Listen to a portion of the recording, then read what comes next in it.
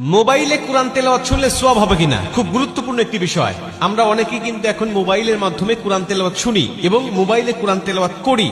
মোবাইলে কোরআন তেলাওয়াত যদি আপনি না পড়তে পারেন বা কুরআনুল কারীম যদি আপনি না পড়তে পারেন, তাহলে কুরআনুল কারীম শুনবেন বা কোরআন পড়তেও পারেন, আবার মোবাইলেও মাধ্যমে শুনবেন, তাহলে আপনার সওয়াব হবে কিনা খুব গুরুত্বপূর্ণ একটা বিষয়। আজকে অধিকাংশ ইয়াং যারা, তারা বেশিরভাগ কুরআনুল কারীমের তেলাওয়াত তারা মোবাইলের মাধ্যমে শোনে। এটা খুবই ভালো বিষয় যে আজকে যুবকেরা গান বাজনা ছেড়ে দিয়ে বিভিন্ন নাটক সিনেমা এগুলো বাদ দিয়ে তারা কুরআনুল কারীমের তেলাওয়াত শুনছে। রাত্রিবেলায় কোরআন তেলাওয়াত শুনতে শুনতে অনেকে ঘুমিয়ে যাচ্ছে। আর কোরআন তেলাওয়াত শুনলে আপনার সওয়াব হবে কিনা এ ব্যাপারে আল্লাহ পাক স্বয়ং নিজে কুরআনুল কারীমের মধ্যে উত্তর দিয়েছেন। আল্লাহ বলছেন, ওয়াইদা কুরিয়াল কুরআনু ফাসতামিউ লাহু ওয়া আনসিতু লাআল্লাকুম তুরহামুন। আল্লাহ পাক বলছে, যখন কুরআনুল কারীমের তেলাওয়াত হয় তখন তোমরা চুপ থাকো, তোমরা কথা বলো না। ওয়াইদা কুরিয়াল কুরআনু ফাসতামিউ লাহু ওয়া আনসিতু লাআল্লাকুম তুরহামুন, এবং মনোযোগ সহকারে তোমরা শ্রবণ করো, আশা করা যায় যে আল্লাহ পাকের রহমত তোমাদের উপর বর্ষিত হবে।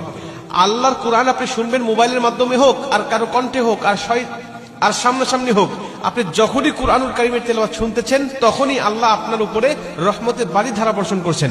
অতএব মোবাইলের মাধ্যমে আপনি কোরআন তেলাওয়াত শুনতে পারবেন, এটা হলো প্রথম নম্বর কথা। দ্বিতীয় নম্বর কথা, আপনি যদি কুরআনুল কারীমের তেলাওয়াত শুনতে শুনতে ঘুমিয়ে যান, বা কুরআনুল কারীমের তেলাওয়াত শুনতে শুনতে আপনি যানবাহন করছেন, চলাচল করছেন, বা কুরআনুল কারীমের তেলাওয়াত আপনি বসে বসে শুনতেছেন, এমন অবস্থায় যদি আপনার মৃত্যু হয়ে যায়, নবীজি বলছেন, আল মাউতু আলা আমালিন সালেহ, যে ব্যক্তি ভালো কাজ করারত অবস্থায় দুনিয়া থেকে বিদায় নিয়ে চলে যায়, আল্লাহ পাক তাকে জান্নাতি মরণ দেয়, জান্নাতি মৃত্যু দেয়।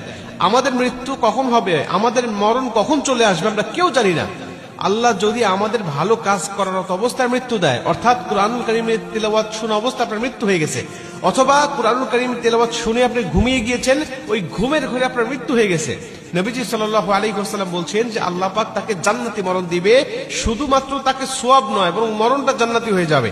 আর কোন ব্যক্তি যদি জান্নাতি মরণ পেয়ে যায়, তার কবরে, হাসরে, মিজানে, ফুলসিরাতে কোথাও তার কোনো বাধা নাই, কোথাও তার কোনো টেনশন নাই, সরাসরি আল্লাহর 10টি পৃথিবীর সমান একটি করে জান্নাত তার জন্য অপেক্ষমান।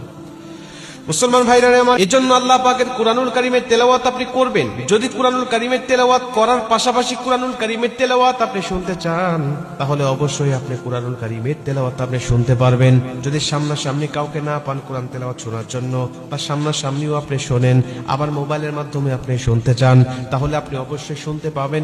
এতে কোনো সন্দেহ নাই, এতে কোনো সমস্যা নাই। বরং যতক্ষণ আপনি কুরআনুল কারীমের তেলাওয়াত শুনতে থাকবেন, ততক্ষণ পর্যন্ত গুনাহ থেকে বেঁচে থাকতে পারবেন। এবং যতক্ষণ কুরআনুল কারীমের তেলাওয়াত আপনি শুনবেন, ততক্ষণ পর্যন্ত আপনার আমলনামায় ফেরেশতারা সওয়াবগুলোই লিখতে থাকবে। যতক্ষণ আপনি কোরআন তেলাওয়াত শুনবেন, ততক্ষণ গুনাহ থেকেও মুক্ত থাকবে।